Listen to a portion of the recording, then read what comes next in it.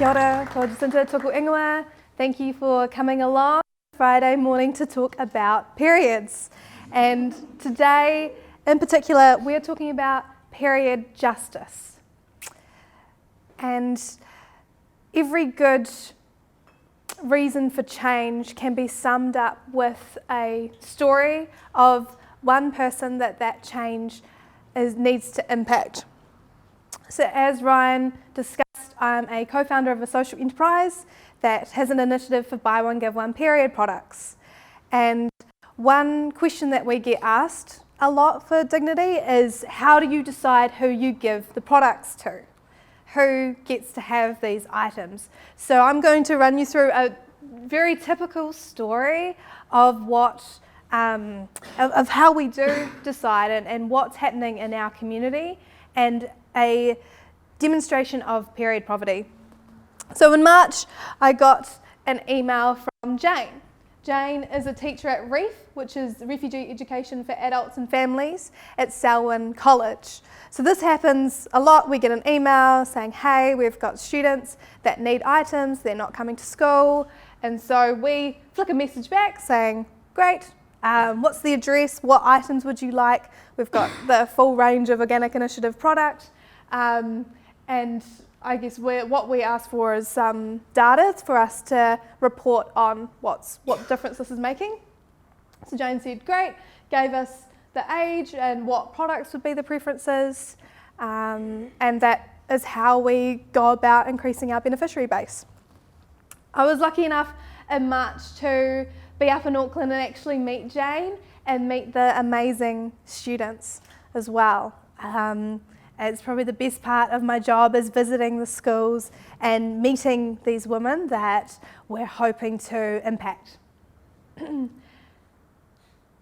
And they're in the classroom, so this was in our Term 2 giveaway. We did a big give of 3,000 boxes to over 30 schools, and this box had been sent from our storage unit all the way into the classroom at Selwyn College for these refugees. So it was really surreal to see the box that we'd sent the week before in the classroom providing access for those students.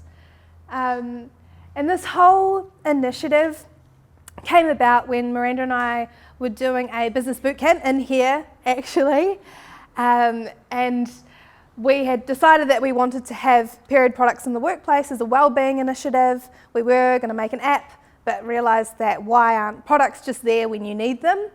And then this story came out, and I remember running into Miranda's room and being really upset. And that's when we decided for us, our impact model was going to be a buy one, give one. So this is November 2016. We weren't the only ones that saw this story. The media plays a really important part in bringing to light issues. Eat My Lunch was started when Lisa King saw John Campbell report on school lunches and kids not having food. There are many initiatives for period poverty in New Zealand. Over 25, in fact, they're all not represented up here. But what we care about is reducing the barrier and removing that barrier of periods for those that don't have access.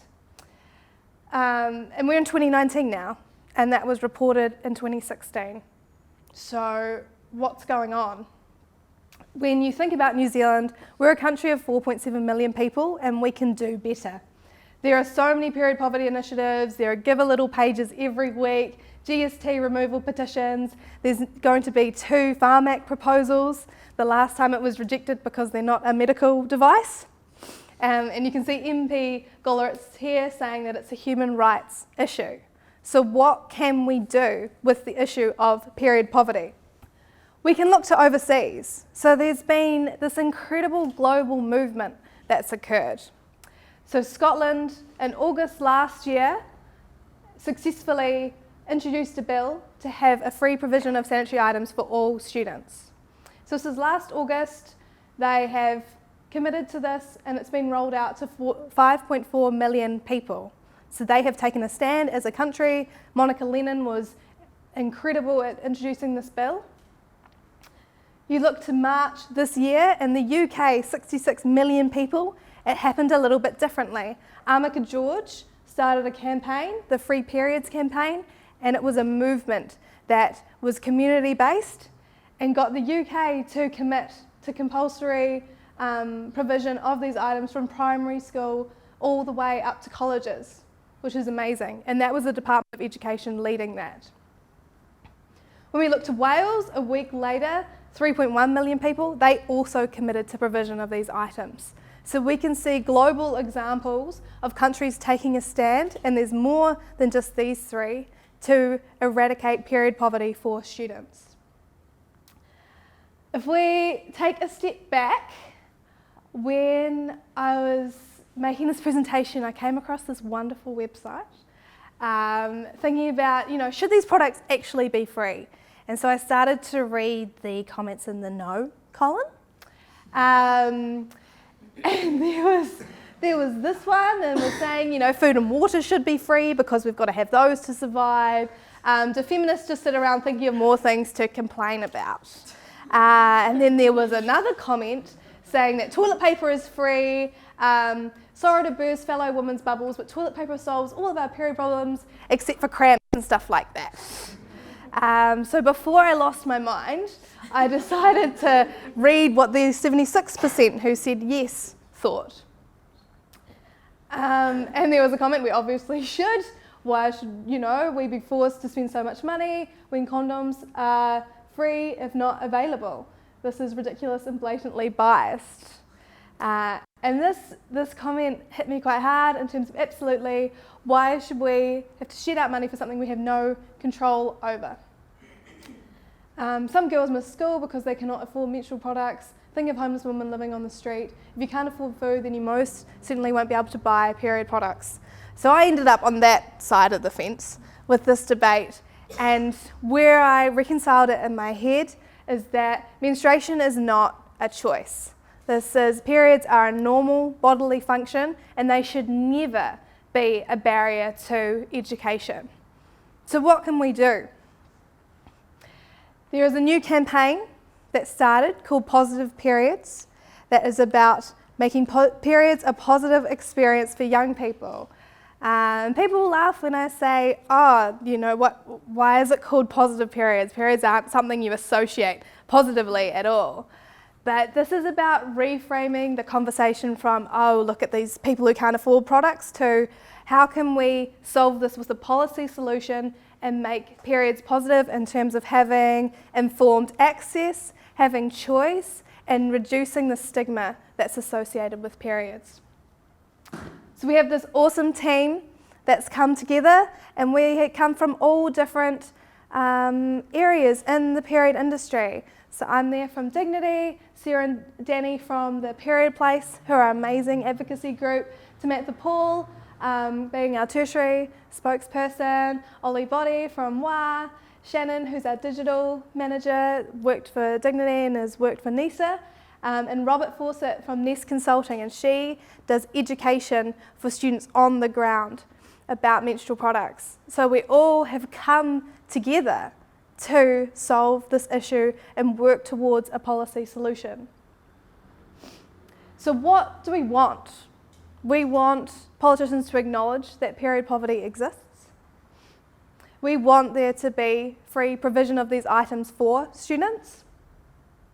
We want there to be better menstrual education. Let's talk about endometriosis. Let's talk about different products and how you use them. And the best way, what we've seen overseas, is to mandate this within the Education Act so that successive governments continue to provide these items. We want there to be reusable period products. If you think about students, they are the ones leading the climate emergency, climate change protests. We need to look after our environment as much as we look after our bodies.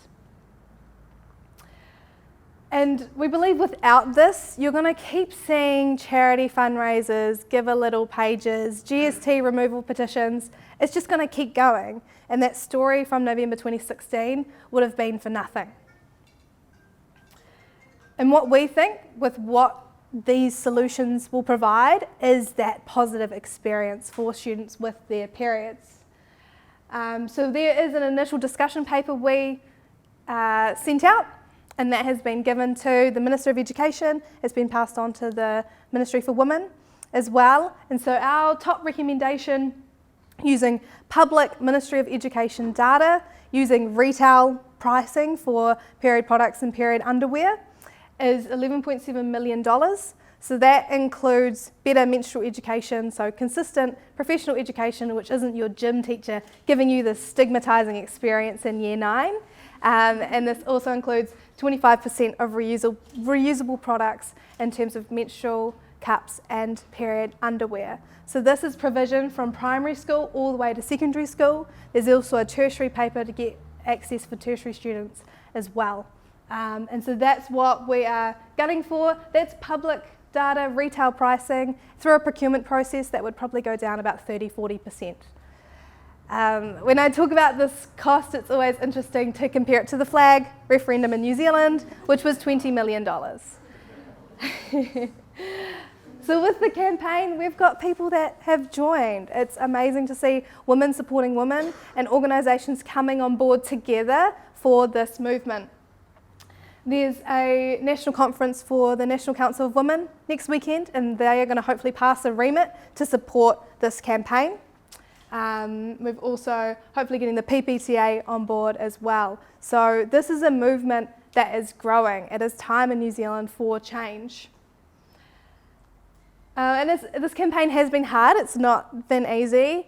But the thing that I always come back to is, who are we trying to impact? So this is a quote from one of our schools that we support with Dignity. You know, young women are able to attend school when these products are provided. When they're high quality, they feel good about themselves too. They can manage their periods more effectively, and they feel good about themselves. This is taking away that stigma. This is providing access. This is providing choice. And that's what's important, and that is the whole goal. And hopefully we can all move towards that together. So there's a lot of you here today, and you might be wondering, how can you support? So we've launched a petition this week. The link's there. If you copy it exactly with the capital letters as well, you can sign if you want, if you agree to this. Share this campaign with everyone you know. It's not going away. It's only going to get bigger. And advocate to the government. Tell the Minister of Education, tell the Minister of Health, tell the Minister for Women that you support this campaign. So thank you very much for listening, and I hope you can support what we're doing.